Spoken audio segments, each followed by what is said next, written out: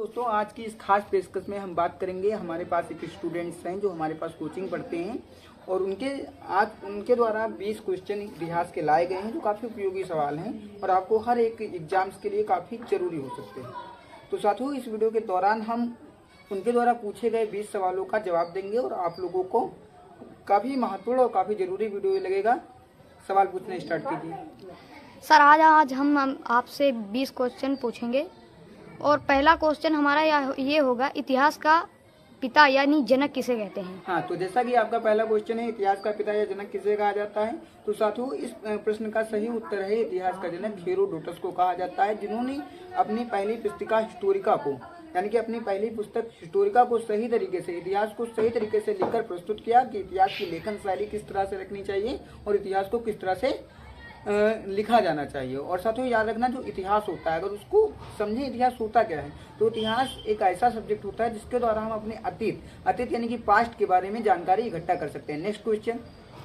आज हम आपसे फिर दूसरा क्वेश्चन पूछ सकते हैं, एडी और बीसी में क्या अंतर होता है? एडी और बीसी, जैसा कि आपका क्वेश्चन है एडी और बीसी, तो साथियों एडी जो होता है, आप लोगों ने जब इतिहास की पुस्तकें पढ़ी होंगी तो एडी का मतलब होता है ईस्वी और बीसी का मतलब होता है ईसा पूर्व। तो साथियों जो एडी और बीसी का कंसेप्ट आया है, जैसे हम मान लेते हैं एक डेट रखी गई है ईसा मसीह का जन्म, हमने कहा ईसा मसीह का जन्म लिख दिया 0 और हमने कहा जैसे भारत को आज़ादी कब मिली 1947 एडी, तो इसका मतलब है कि भारत को आज़ादी मिली कितने साल हुए 1947 में आज़ादी मिली थी, ये हमको मालूम हो गया। ठीक है, तो आज 2024 और 1947 से आप साल निकाल सकते हैं। लेकिन अगर जैसे हमने कहा कि 326 एडी में मतलब होता है ईसा मसीह के जन्म के बाद की जो घटनाएं उनमें क्या लगता है एडी, जैसे 2024, ठीक है, 1947, या फिर हमने कहा कि गांधी जी भारत कब आए, तो उन तिथियों में क्या लगेगा एडी लगेगा। ठीक है, और बीसी का मतलब होता है जो घटनाएं ईसा मसीह के जन्म से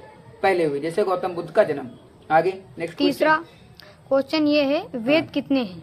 वेद कितने हैं, आपका नेक्स्ट क्वेश्चन है वेद कितने हैं, तो साथियों इसका सही जवाब है वेद हैं 4, यानी कि जो वेद हैं 4। वेद शब्द जो होता है इसका मतलब होता है ज्ञान।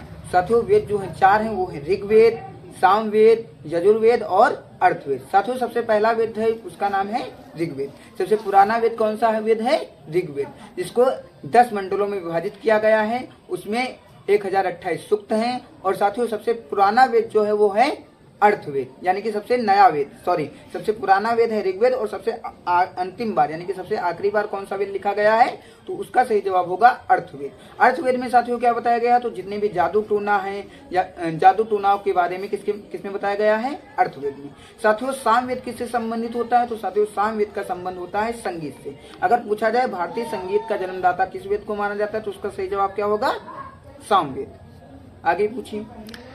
चौथा प्रश्न हमारा ये है, गायत्री मंत्र का उल्लेख ऋग्वेद के किस मंडल में है? हाँ, तो ये काफी अच्छा क्वेश्चन है। गायत्री मंत्र का जो उल्लेख है साथियों वो ऋग्वेद के 3रे मंडल में किया गया है।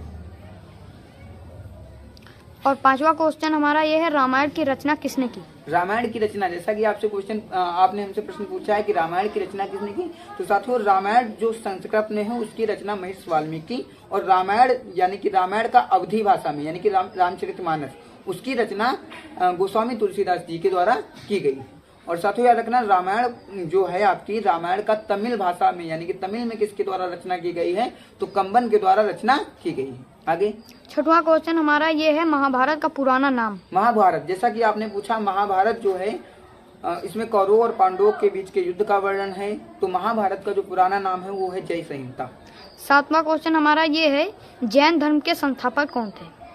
साथियों इसका जो उत्तर है जैन धर्म के संस्थापक, जैन धर्म जो है तो जैन धर्म के संस्थापक ऋषभदेव हैं। लेकिन ऋषभदेव तो प्रथम तीर्थकार हैं और संस्थापक माना जाता है, लेकिन साथियों जैन धर्म को पूरी तरीके से सही तरीके से इस्टेब्लिश करना या फिर स्थापित किसने किया है, तो वास्तविक संस्थापक रियल फाउंडर पूछा जाएगा तो उसका सही जवाब होगा महावीर स्वामी, जो जैन धर्म के 24वें तीर्थकार थे। ठीक है, जिनके पिता का नाम सिद्धार्थ था, जो ज्ञात्रप कुल से संबंधित थे। और साथियों याद रखना, उनकी जो महावीर स्वामी हैं उनके जो प्रथम शिष्य थे वो उनके जो बेटी थी उनके पति जमाली थी, जिनको महावीर स्वामी ने अपना पहला उपदेश दिया था। 8वां क्वेश्चन हमारा ये है, जवालोपनिषद में 4 आश्रम कौन कौन बताए गए हैं? तो साथियों इसका जो सही जवाब होगा मित्रों वो होगा जवालोपनिषद में 4 आश्रमों की जो चर्चा की गई है वो 4 आश्रम है। पहला आश्रम है ब्रह्मचर्य, दूसरा आश्रम है गृहस्थ, तीसरा है वानप्रस्थ और चौथा है संन्यास। तो साथियों ब्रह्मचर्य जो होता है इसकी उम्र होती है 25 वर्ष तक, यानी कि बाल्यावस्था से लेकर 25 वर्ष तक। उसके बाद आपका गृहस्थ जो होता है वो 25 से 50 वर्षों तक, और जो आपका वानप्रस्थ होता है वो 50 यानी कि 50 से 75 वर्षों तक, और जो संन्यास होता है वो 75 वर्ष के बाद से लगाकर आगे। और 9वां क्वेश्चन हमारा जनपद काल में, महाजनपद काल के बारे में किस बौद्ध ग्रंथ में जानकारी बताया दी गया गई है? तो इसका जो सही जवाब होगा वो होगा अंगुत्तर निकाय। और 10वां क्वेश्चन हमारा ये है, बौद्ध धर्म के संस्थापक कौन थे? जैसा कि आपने पूछा बौद्ध धर्म के संस्थापक कौन थे, तो इसका सही जवाब होगा गौतम बुद्ध, जिन्हें लाइट ऑफ एशिया यानी कि एशिया की प्रकाश पुंज कहा जाता है। उनको तथागत बुद्ध के नाम से जाना जाता है, शाक्य मुनि कहा जाता है, और उनके पिताजी का नाम था शुद्धोदन और उनकी माताजी का नाम था महामाया, जिनकी उनके जन्म के 7 दिनों के पश्चात मृत्यु हो गई थी। तत्पश्चात उनका पालन पोषण उनकी मौसी प्रजापति गौतमी ने किया था, और उसके बाद उनका विवाह जो था वो। क्वेश्चन हमारा ये है, ईसाई धर्म के पवित्र पुस्तक कौन सी है? ईसाई धर्म की पवित्र पुस्तक, जैसा कि आपने प्रश्न पूछा, तो ईसाई धर्म की पवित्र पुस्तक का नाम बाइबल है। 12वां क्वेश्चन हमारा ये है, हरियंश वंश का संस्थापक कौन था? जैसा आपने पूछा हर्यक वंश यानी कि हर्यक वंश का संस्थापक, तो हर्यक वंश का संस्थापक थे बिंबिसार। और 13वां क्वेश्चन हमारा ये है, मौर्य साम्राज्य का संस्थापक कौन था? मौर्य साम्राज्य, तो मौर्य साम्राज्य की स्थापना चंद्रगुप्त मौर्य के द्वारा की गई थी। उसमें उनकी बहुत ही बड़ी मदद उनके गुरु चाणक्य के द्वारा की गई थी, जिनका उपनाम कौटिल्य और विष्णुगुप्त है, जिन्होंने अर्थशास्त्र। क्वेश्चन आपका ये होगा, तो शंगु वंश के संस्थापक पुष्यमित्र शंगु थे।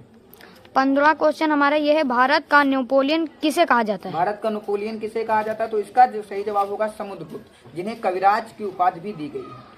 16वां क्वेश्चन हमारा ये है, भारत का आइंस्टीन किसे कहा जाता तो है? भारत का आइंस्टीन नागार्जुन को कहा जाता है। नेशनल सेंटेंस यानी कि नेशनल वाक्य कौन सा है, राष्ट्रवाक्य क्या है, जी। तो आपको याद रखना है सत्यमेव जयते, जिसका अर्थ होता है सत्य की हमेशा जीत होती है, सत्य को कभी हराया नहीं जा सकता है।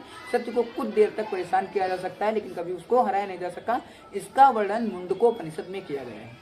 आखिरी सवाल आपसे हम पूछना चाहते हैं, तराइन का प्रथम युद्ध कहाँ हुआ? जैसे ये क्वेश्चन होना चाहिए, तो तराइन का प्रथम युद्ध जो है साथियों, ये 1191 में पृथ्वीराज चौहान और मोहम्मद गौरी के बीच लड़ा गया था, जिसमें पृथ्वीराज चौहान ने मोहम्मद गौरी को परास्त किया यानी कि हराया। तत्पश्चात दूसरा तराइन युद्ध गौरी ने लड़ा 1192 में, जिसमें जो होता है पृथ्वीराज चौहान को गौरी हरा देता है और उसके बाद 1100 इसे भी गौरी जीत लेता है। साथियों आपको उम्मीद है कि ये वीडियो हमारे द्वारा किया गया प्रयास आपको अच्छा लगा होगा। अगर आपको वीडियो अच्छा लगा तो वीडियो को ज़्यादा से ज़्यादा लाइक करें, शेयर करें, और आप हमें कमेंट करके अपनी राय दें कि आगे की वीडियो आपको किस तरह से। सर आपसे हम पूछना चाहते हैं कि आपका नाम क्या है? नीरज कुमार सैनी। ओके, आज की क्लास समाप्त।